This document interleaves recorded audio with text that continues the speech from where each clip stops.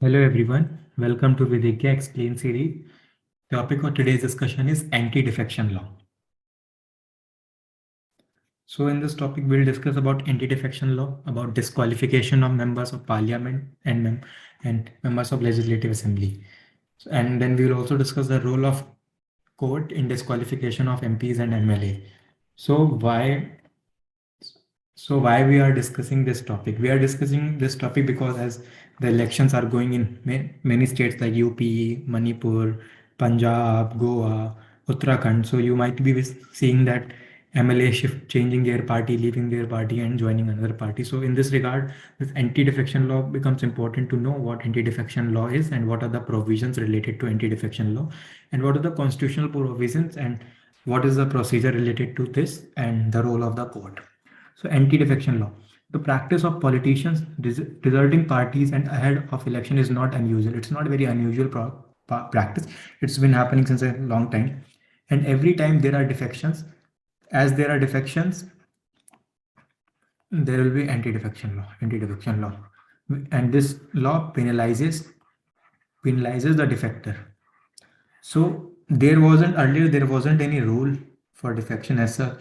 So later the government realized that we need to bring in law to prevent this defection because it brings instability in the government and making it difficult to run the government. And the opposition party always try to lure the governing party members so that the government can be challenged and then the new election can happen.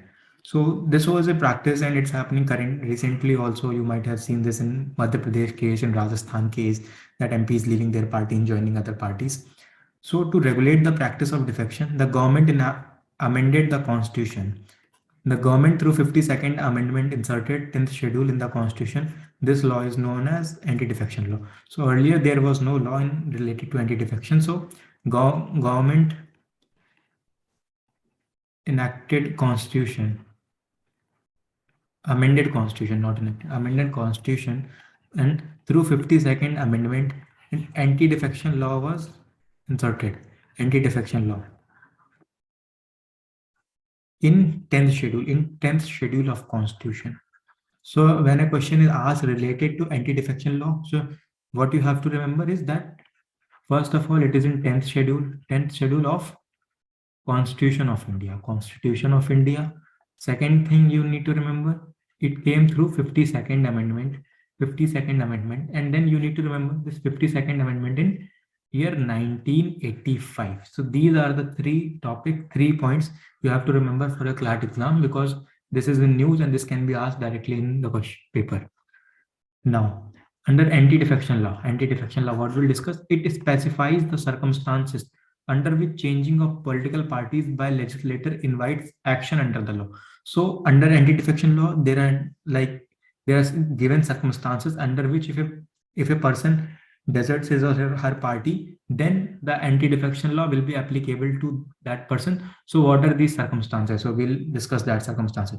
So it includes situation in which an independent MLA too joins a party. So there are also cases where a person is independent, not a member of any party, independent MLA. And what happens if that independent MLA joins any party after getting elected? So then we will discuss the situation. So first scenario. When a member elected on the ticket of political party voluntarily gives up membership of such party or votes in the house against the basis of party. So it says, first, for example, a person gets elected through X party, and then this law will be applicable if that a person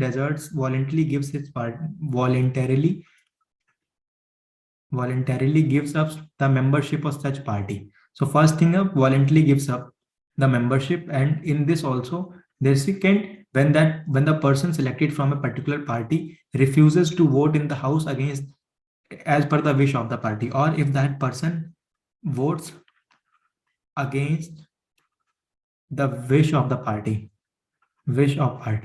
So in these two situations, the anti-defection law will be applicable to that person. And now second condition. When a legislator who has won his or her seat as an independent candidate join a political party after election. In the above two cases, the legislator loses the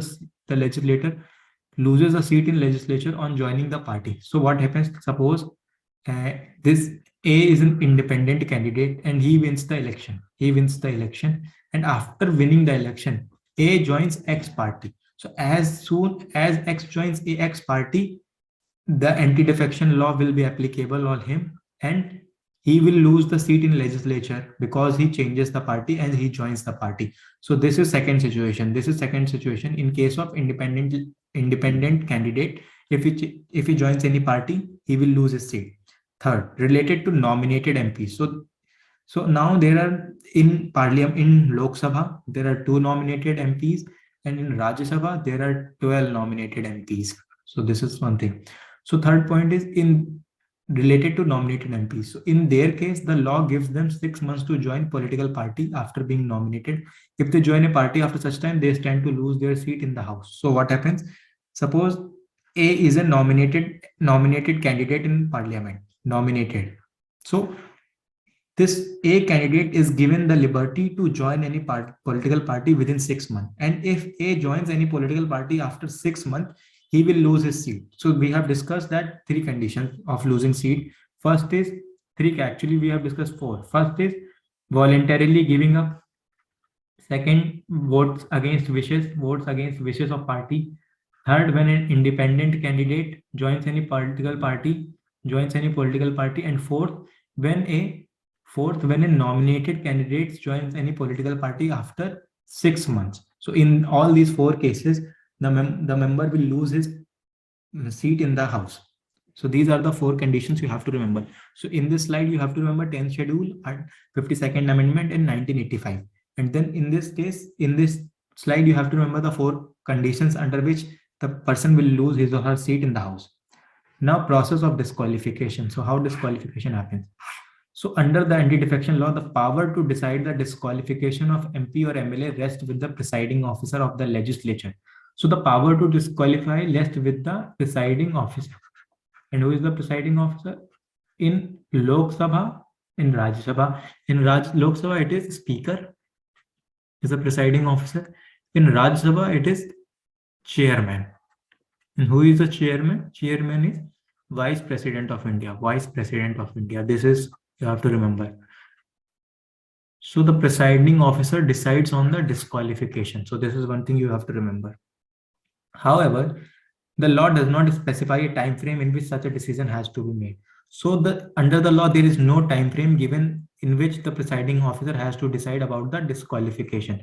So this is also, you have to remember that there is no time limitation. So that's why the cases are pending. Cases are pending in the legislature, and it takes a long time, like 2 years, 3 years, and the cases are still not decided because there is no time limitation. So last year, 2021, the Supreme Court observed that anti-defection case should be decided by Speaker in 3 months time. So Supreme Court said it should be decided within a period of 3 months. So this is the one thing Supreme Court, you have to remember about Supreme Court, what Supreme Court has said. The situation where defection does not attract defection law. So in what cases this defection law will not be attracted? So the law allows a party to merge with or into another party, provided that at least 2/3 of its legislators are in favor of merger. So if 2/3 of the members of a political party are in favor of merging with X party, or 2/3 of its members are willing to join the another party. So in case if 2/3 or more than 2/3 members are doing this, like the law allows the party to merge with or into another party, provided that at least 2/3 of its legislators are favoring merger. So if 2/3 of the legislature are in favor of merger of X party into Y party, then this will not attract the anti-defection law. So this is first condition you have to remember, in which condition this anti-defection law will not be applicable. Second condition, on being elected as a presiding officer of the House, if a member voluntarily gives up membership of his party or rejoins it after it ceases to hold the office, he won't be disqualified. So what happens? For example, X person is elected in House Lok Sabha. Now, this X person is elected as Speaker, that is presiding officer of the House. So after getting elected as a presiding officer, the X person decides to resign from the party through which he got elected. So this is allowed. So if voluntarily gives up membership of his party or rejoins it after, and if first he resigns from this party and then after he ceases to become the speaker, he joins his party back, then in that case, anti-defection law will not be applicable. And this is done to ensure the neutrality of the chair, to ensure the neutrality of the speaker, the chair of speaker, that the person on that the chair of speaker, that this is the important position. This chair is the important position for democratic setup, and therefore this member has to be neutral. And if that member voluntarily gives up the membership of the party through which he is elected, and then after ceasing to be a speaker of the house, and he again rejoins the party back, then in that case, defection law will not be applicable on him. So these are the two conditions in which anti-defection law will not be applicable. So you have to remember these three things. Like in which case anti-defection law will be applicable, and in which case anti-defection law will not be applicable. And then you have to remember 52nd Amendment, 1985, and 10th Schedule. So the role of court. So originally the act provided that the decision of presiding officer is final and court cannot interfere. So when there was a complaint regarding, when there was an application regarding disqualification, then speaker, or let's say chairman, or let's say presiding officer. So presiding officer will decide. And since presiding officer will decide, and originally the law act said that his decision, the decision of the presiding officer will be final and court cannot interfere. However, in Quijotto Holohan case in 1993, a 5-judge constitutional bench of Supreme Court held that anti-defection law proceedings before the speaker are akin to tribunal and thus can be placed under judicial review. So in Quijotto Holohan case, you have to remember this case, the Supreme Court said that the anti-defection law proceedings are similar to that of tribunal, and therefore it is subject to judicial review. So since 1993, the decision of presiding officer can be challenged in the court on the basis of judicial review, that this decision of presiding officer is not beyond the judicial review power of the court. So this is, you have to remember that this can be challenged in the court. So we have discussed, like we have discussed in 52nd Amendment, we have discussed 10th Schedule, we have discussed 1985 Amendment, we have discussed three situations in which anti-defection law will be applicable, and then we have discussed 2 situations in which anti-defection law will not be applicable. Then we have discussed the role of court, and then we have discussed Quijotto Holohan case. So these are the points. These are the important points from a CLAT examination perspective. Now it's time for quiz. It's a G quiz. So question number 1, in which year anti-defection law was enacted? So when was it inserted in the Constitution? When was it enacted? Your options are 1981, 1995, 1975, 1985. The correct option is 1985. So anti-defection law was inserted through which amendment act? Your options are 51st, 52nd, 33rd, none of the above. The correct option is 52nd Amendment. We have discussed 52nd Amendment in 1985. Now, which schedule was inserted in the Constitution of India through 52nd Amendment? So we have discussed this. Your options are 9th Schedule, 10th Schedule, 11th Schedule, 12th Schedule. So the correct option is 10th Schedule. So you have to remember these three things. 52nd Amendment in 1985, which inserted 10th Schedule, also known as anti-defection law. Question 4, who has the power to disqualify the member under anti-defection law? President, Prime Minister, Presiding Officer, none of the above. The question is, who has the power to disqualify? Your options are these, and the answer is presiding officer. We have discussed presiding officer, that is, in Lok Sabha it's a speaker, in Rajya Sabha it's chairman. Last question. In which of the following cases court held that anti-defection law proceeding before the speaker are akin to tribunal and thus can be placed under judicial review? Your options are Kesavananda Bharti case of 1973, Minerva Mills of 1980, Quixote Hollands of 1993, none of the above. The correct option is C, Quixote Hollands. It says that proceedings are similar to tribunal and therefore are subject to judicial review. So that's all for this session.